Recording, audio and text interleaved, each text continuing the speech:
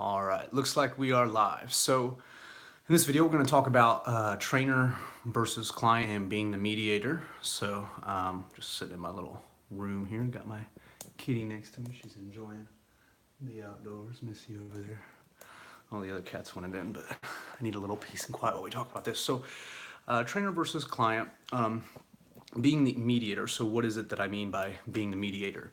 To start with, more of this has to do with my experience as a fitness director and working in gyms. So that's what I mean by being the mediator. So being the guy that is in between the trainer and the client. And part of this is why what I'm going to tell you is why I'm doing the event coming up and teaching people how to live for longevity.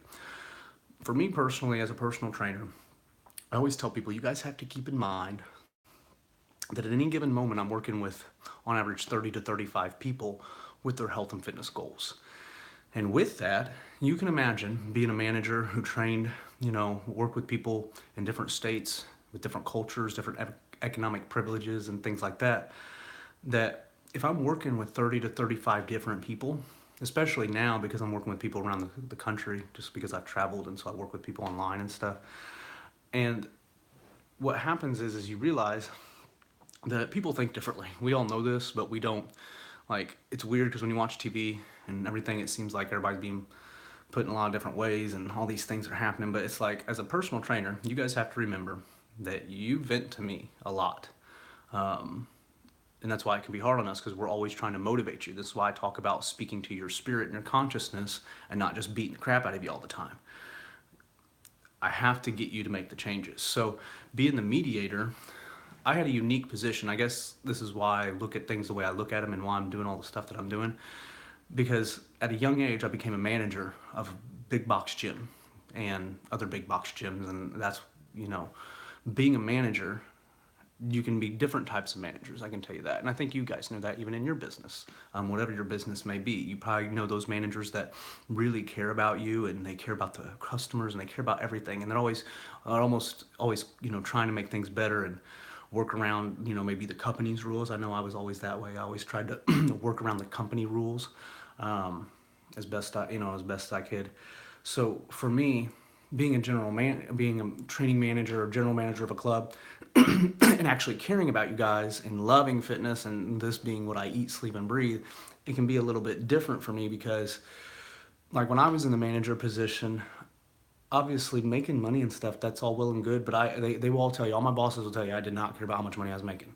It was about the people, about getting, about selling correctly too. Like, I didn't want to sell people just to sell them. Like, I wanted this to be real. So what I mean is that there's a lot of training managers, and I've said it in other videos, that I'm not saying that every training manager at every gym is this way, but from the most part, for most managers, and I usually would say the 80-20 rule, but most gym managers and trainers and stuff, they don't really have the time, really, to truly figure out how to help you a lot of times or give you that extra help and stuff because they're so busy doing other things, worrying about money, not getting paid enough in some cases or whatever. There's a lot going on in these gyms that needs to be fixed.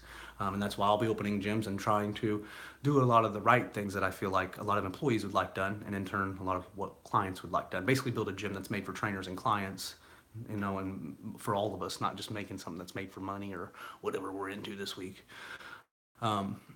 So over the years, I've always been super into fitness. So as a manager, you can imagine when I sign people up, I would always try to go back to them and talk to them and figure out what, how the things were going with the trainer. But I can tell you it was hard because my bosses only cared about money. And so as much as I'm like trying to worry about Susie Q and Johnny J over here, I couldn't always just do as much as I wanted to. So being the mediator really gave me a lot of skill sets because I cared, and then I'm always constantly between the trainer and the client. And I say the mediator because you guys got to remember, trainers, I'm talking to you guys first. All of your clients come to the boss and talk to me, all of them. And on top of it being the boss, you forget that I go and talk to your clients just to see how things are going. And so it's interesting being the mediator, being the guy that's between the client and the trainer, and hearing what both sides love and hate and all these different things about the process of losing weight and getting in shape and different things. So what's interesting to me is it's all about perspective and focus and what we're looking at. And so this is why I view myself as a mediator between the two, because I always really was trying to take in what each side was saying and fixing it, as opposed to most managers who are sitting in between each side and just going, well, there's no way I'm going to change this system.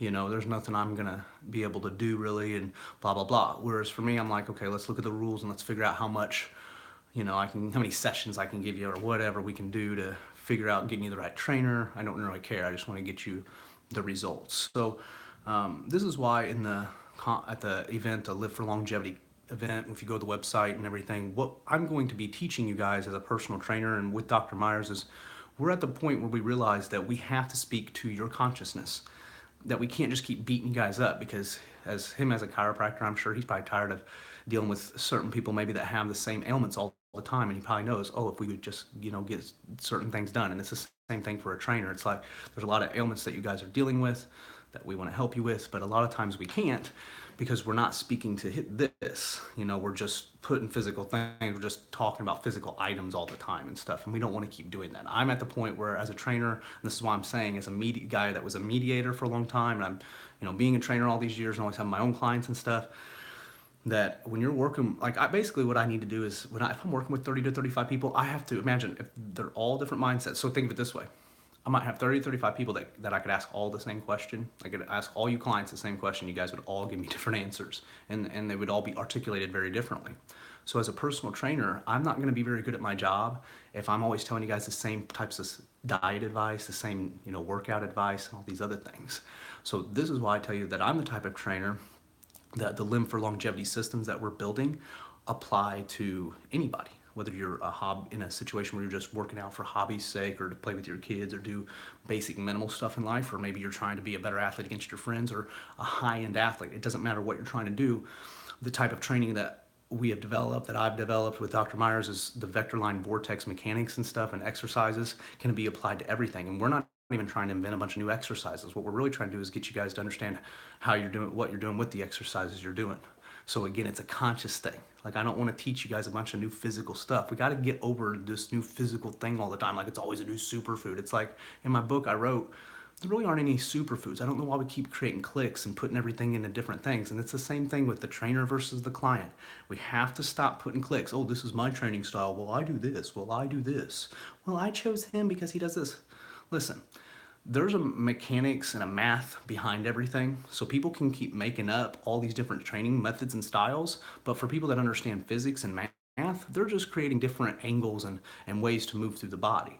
And so that's why, the vector line vortex mechanics that we've built are based on mathematical angles and design, and really what your body needs to be doing.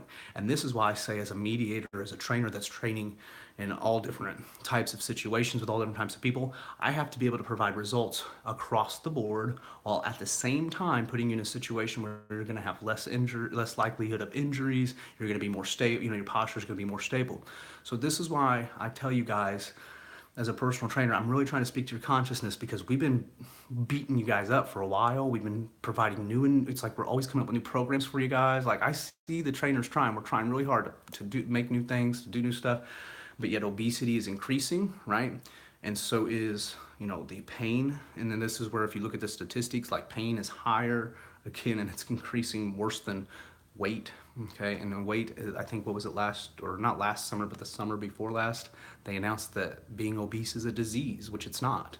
But they decided that it's a disease, as if it's something that you just get in life, and all of a sudden you got this disease of obesity and you can't get from it. It has nothing to do with that. It actually has to do with the study of epigenetics, which we're not going to get into, but how your environment affects you. This is why I'm talking about your consciousness. You guys have to remember that out of 100% of everything that you see around you, right, only 1% of it is actually physical. 1% of everything in the universe is actually physical. The other 99% is the space between, right? So if you go down to the size of a particle, right, atom, right, there's all this space in between. It's vast from particle to particle, right? Okay, so most of the world is made up of invisible space, consciousness. I'm really trying to get you guys to understand. We got to start using this. We got to start thinking like this. This is what Live for Longevity is about. Live for longevity. Longevity is a word that means what? Seeing things from the beginning to the end. Always thinking about who you were who you are and who you will be. And the reason I say that is, think of it this way. Let's say you have a bad situation occurring with some friends that want to get you some ice cream or something like that, right? When I say to think about living for longevity, it means that you need to think about your past in the sense that, are you the type of person that can just eat one bowl, or will this turn into something where you're start eating ice cream all the time? Think about your present. Are you in good enough shape to have that ice cream, or have you been doing really good and you need to keep the course, or have you earned it? And future, again, who is it that you're trying to be? If you don't mind having a bunch of health issues, then fine, eat the ice cream, do whatever you want. But again, if you're trying to, live for longevity.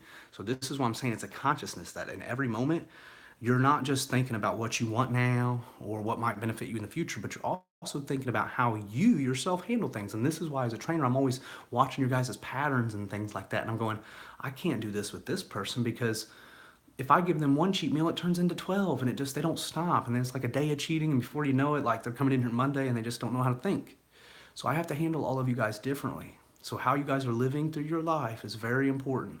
And so that's what this seminar is going to be a lot about. Is honestly, I told you people years ago, I'm going to do seminars one day. I didn't know what, even before I was ever I went on my own. I told them when I was working at gyms, because I was always the guy that would tell the owners, we got to fix this. Okay, and the owners like Jeff Skeen and them, they will tell you, this dude told us then that he was going to do things different, and I'm telling you now. And now we're going to start showing that in the longevity event coming up. So very excited. I don't want to keep talking too much because we're about 12 minutes, but what I want you guys to understand is that I'm a mediator. I am the guy that, to be honest with you, like up the road, there's a place where trainers work. I'm the guy that trainers come to. It's always been that way. I'm not saying every trainer comes to me and that trainers just walk by and like, I got to talk to that guy.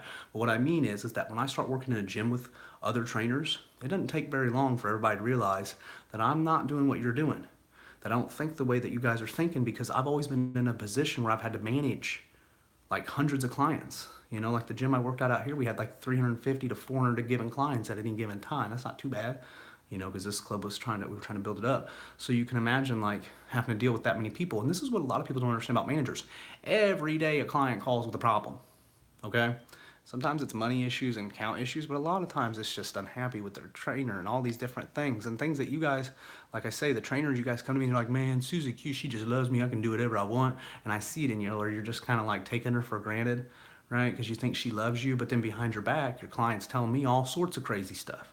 So imagine spending the first 7, 8 years of my career as a gym manager actually truly caring. And I'm not saying others didn't, but I'm saying a lot of them, they just don't have time to care. I'm somebody who has a lot of brain energy. Like I can really take the conscious energy and time to care about you, and I did. And it really wore me out.